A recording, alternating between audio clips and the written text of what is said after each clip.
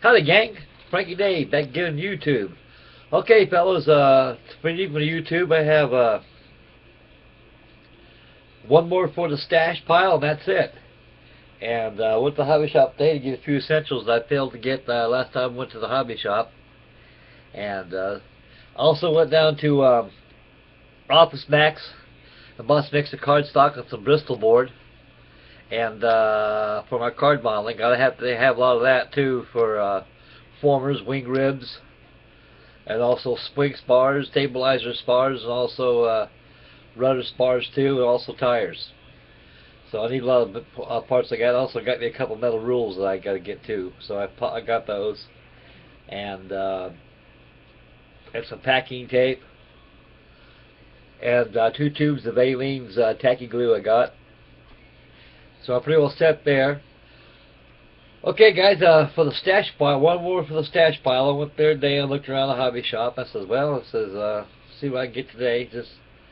And Don at the hobby shop said, hey Frank, you got a MACH kit back there. I said, a MACH kit? What's a MACH kit? It's MACH 172. Oh yeah. That's a French company. It makes sense. That's it. So anyway, I went in the hobby shop today and ventured in there. And I got this.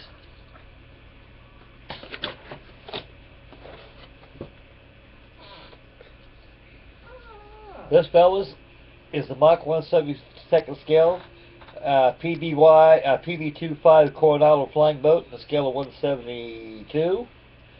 And the Coronado right here, folks, is actually it's one of those lost aircraft that had no popularity at all in the flying boat range. More or less 9.9 of the people that favor flying boats like the Catalina, and I'm one of them that love the Catalina too. So the company that built the Catalina built this kit too, built this aircraft also. And a little short history of the Coronado, and we'll get to the inbox review of the kit itself. And after the review, it goes back to the stash pile behind me. It'll stay there for Lord only knows, and maybe someday somebody get another group build using flying boats again or something. Maybe I might get one started. But anyway, folks, I got one more for the stash pile, so I haven't got one of those yet. Although I've got a paper model that I made of the Coronado that I built. I built these from plans from scratch, and I think I have them on builds in my past. And the scale's right on. Henceforth, fellas, this is a very expensive kit. It's a $100 kit, and I paid only for $75 for it today. And so that's the last kits I'm going to buy for a long time because I got way too many. And I just keep adding to the stash until Lord only knows how much I got, what I have, you know. But I got a lot. I got more than I have. I can be able to build the rest of my natural life. They'll survive me. But anyway, guys, getting back to the Coronado flying boat. The PB2-Y Coronado boat was known as the Model 29. It entered the service as late as 1937, and it's supposed to have been the successor to the PB2-Y Catalina. And they found out the Catalina was a very wonderful, true aircraft. It had a capability of a long range. It was excellent patrol bomber. And the Navy, and the militarists, the United States Navy, they all decided to want to keep the Catalina. But fellas, during the 1930s, there was a race between Sikorsky, Consolidated, and also Martin and Curtis. There was a flying boat race, because the flying boats, a lot of militarists and civilians alike, people that they realized that the flying boat was the beginning of a new aircraft that can be able to go for long range, because they're noted for capability of long ranges, and they can go anywhere from 2,000 to 3,000 miles. That's a lot of range for an aircraft. And if all do.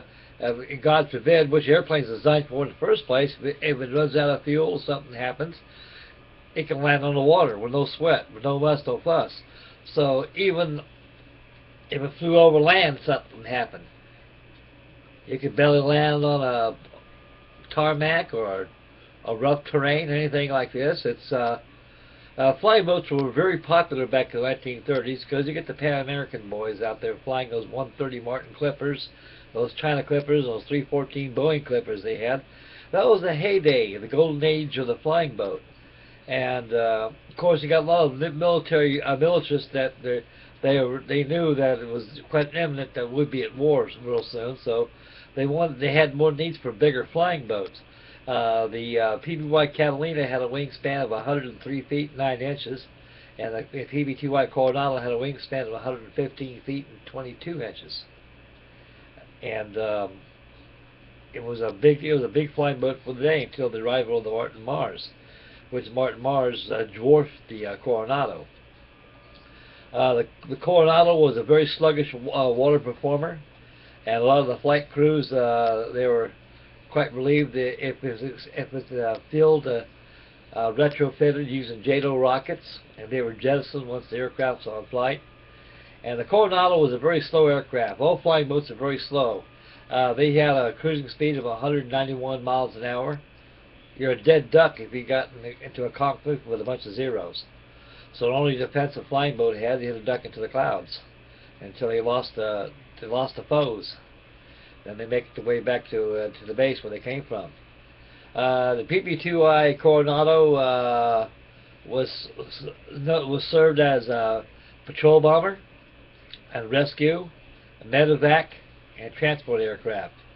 And primarily, some were sent to Coco Solo, right off of Central America, right off of south of Africa, all through the area out there, for U-boat patrol bombers.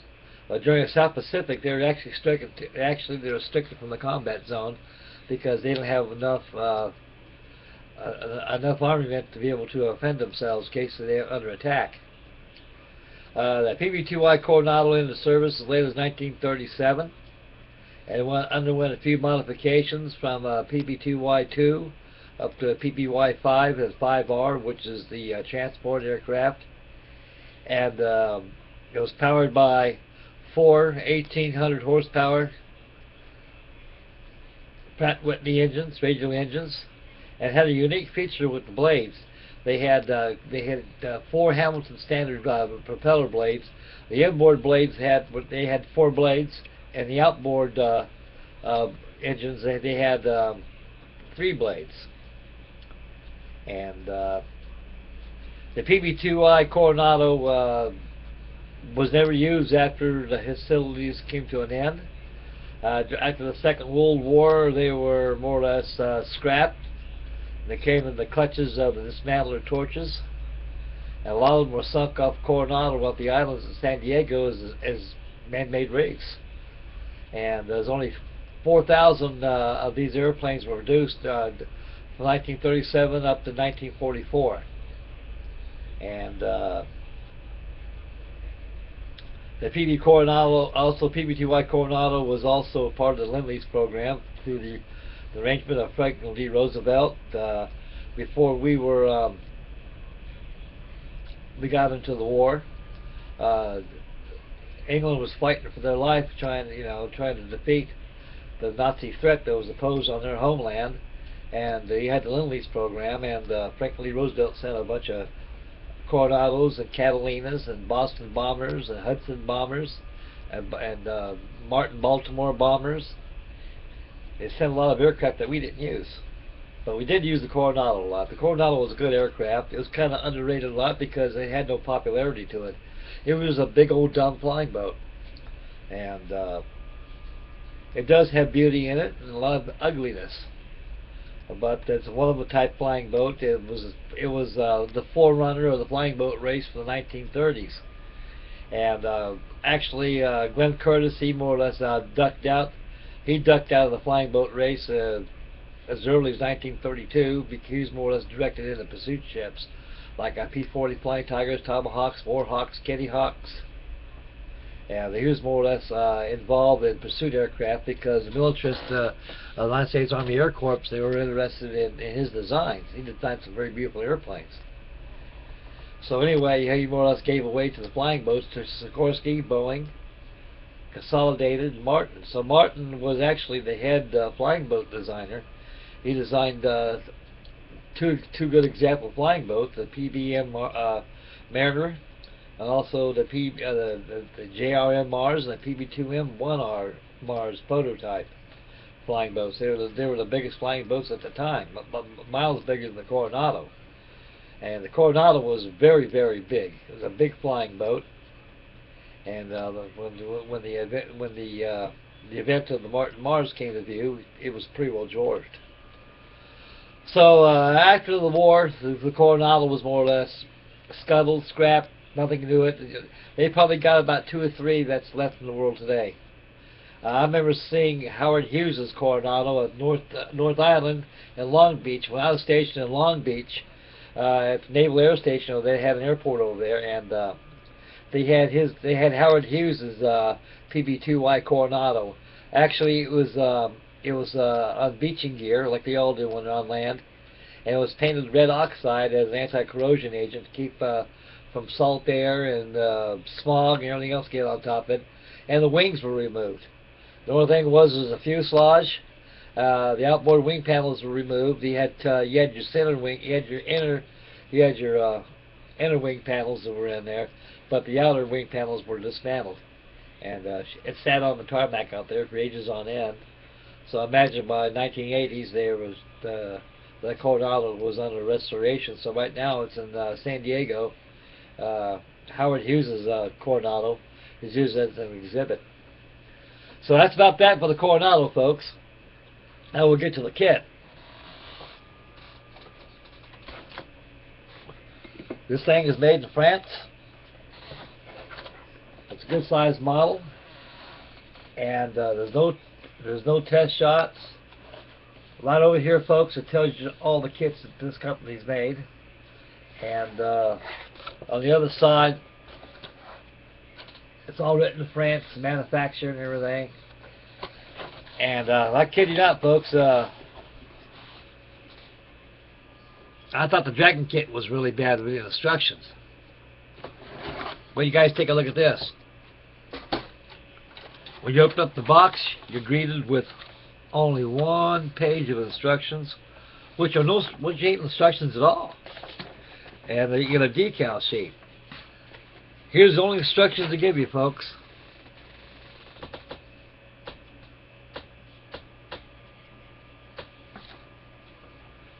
That's what they give you right there. That's all the decals they give you. That's all the instructions they give you.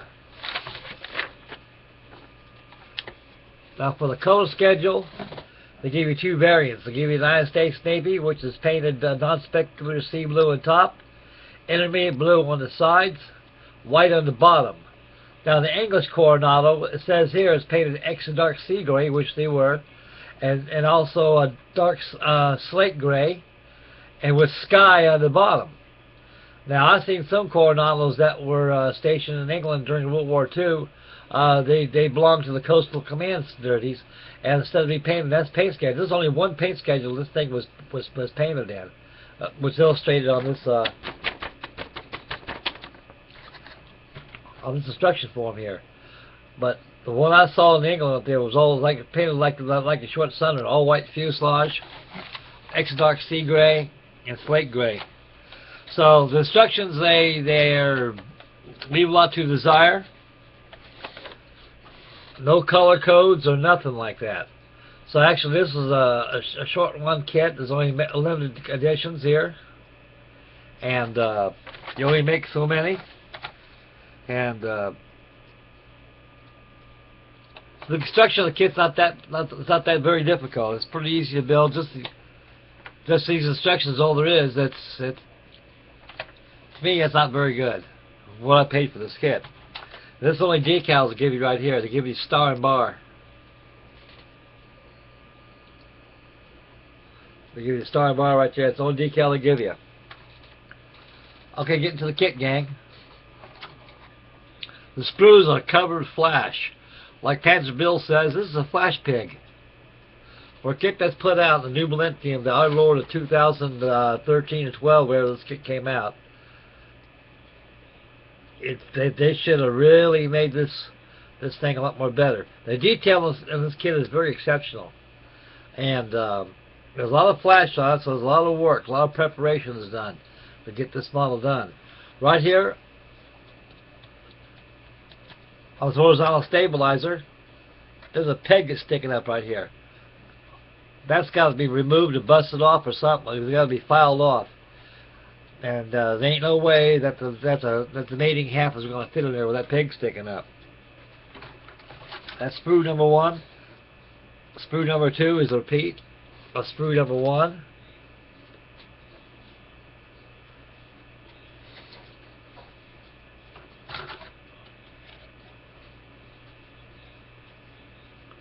Sprue number 3, another repeat. The rudder is pretty well detailed. This thing is a very detailed kit. It's pretty good. The detail is excellent. It's just a flash, fellas. And someday I'll build this. I think I'll paint the English version. And lastly, here's the wings. This is precisely the same thing as sprue number 1. And you can see, fellas, you can see right here.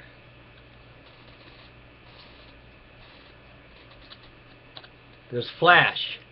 You can see the flash right there. And it's not flash they can break up evenly. It's got to be filed off.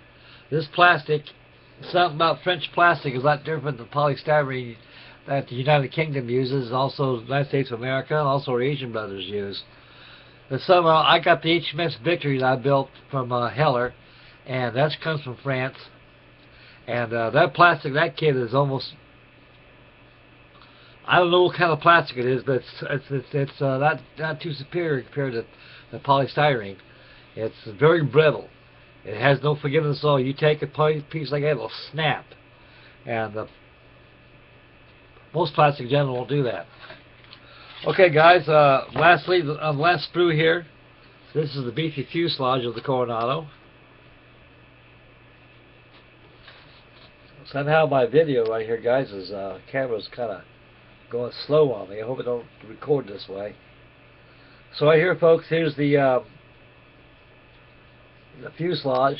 Fuselage is very detailed. Here's your props right here. Your props are loaded with flash. As you can see that, folks. Look at that, guys.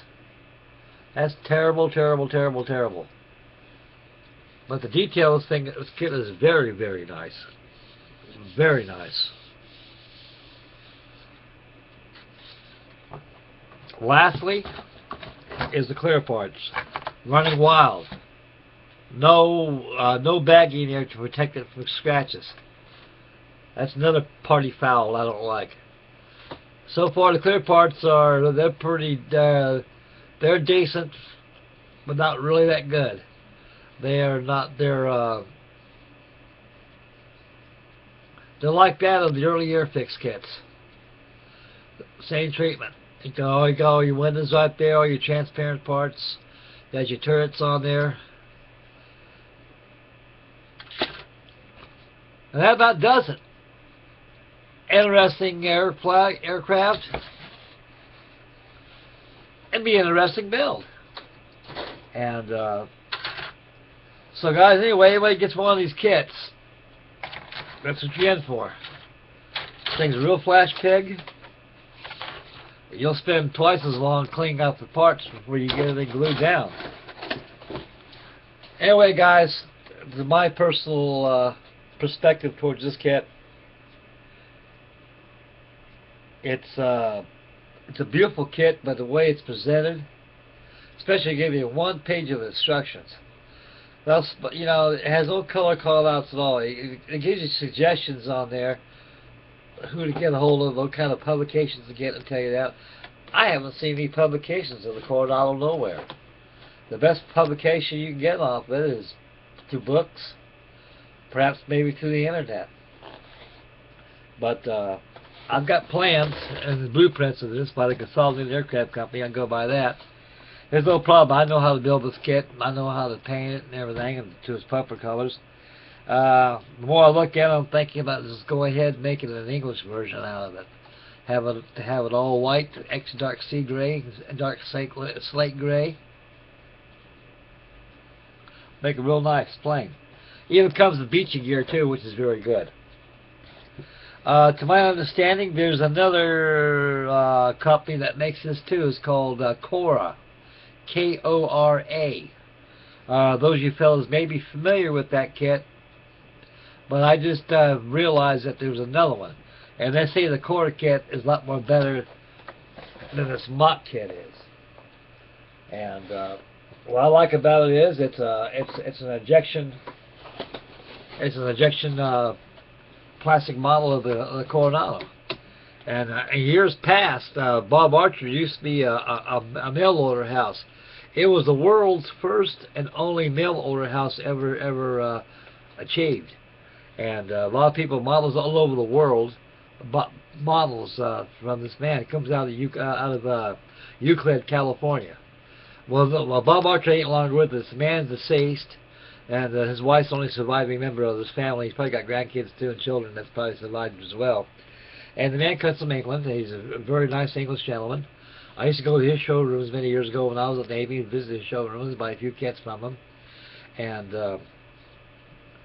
I bought a vacuum form kit of the Coronado one time. I think Sutcliffe makes it, and that company no longer exists. And I think I got a vacuum form kit somewhere. I got 100 up. So other than that, that completes the inbox review, and the last one for the stash pile. And by this Friday, I'll have my Seamaster completed. I'll have my Junkers 88 completed. And all his group builds are completely been completed. And this Monday, I can start fresh on a card model. I'll post my camera here, try to get it located here the best way I can. And I like to use my new high definition camera. If I don't go over 5 minutes, I think I'll be okay. So it'll be a 5-minute video, and so it'll be done in parts till the model is completed. And I'm going to try to prepare this build to make it easy, and try to explain it how you build them. And I love card kits. Okay, guys, enough waffling and chatter and everything else to go with it. So I got nothing better to do, make a nice video and share this kit with you guys. And so I'd like to thank everybody again for tuning in. May God bless and happy modeling. And I'd like to thank everybody out there for wonderful comments. And I got an interesting message from Chris and Alex. You know, they got some card models. They don't. Chris says he won't be able to build them, so he probably send them this way maybe. And I'm very honored to the gentleman. He's a very nice, generous gentleman, and he's a very great guy. And you people are great too. Each and every one of you. Okay, guys, time to get out of here right now. I'm on the clock, 23 minutes. Enough's enough. So this is Frankie Day signing off, getting off here right now. I'm gonna catch you guys on the next YouTube. So next YouTube would be the final reveal of my Martin P6M Seamaster and my Junkers 88. So stay tuned for those 2 videos. They'll be coming up this Friday. So I'll see you guys next Friday. You guys take care. Happy modeling. God bless you guys. Keep Mama happy. Bye, guys.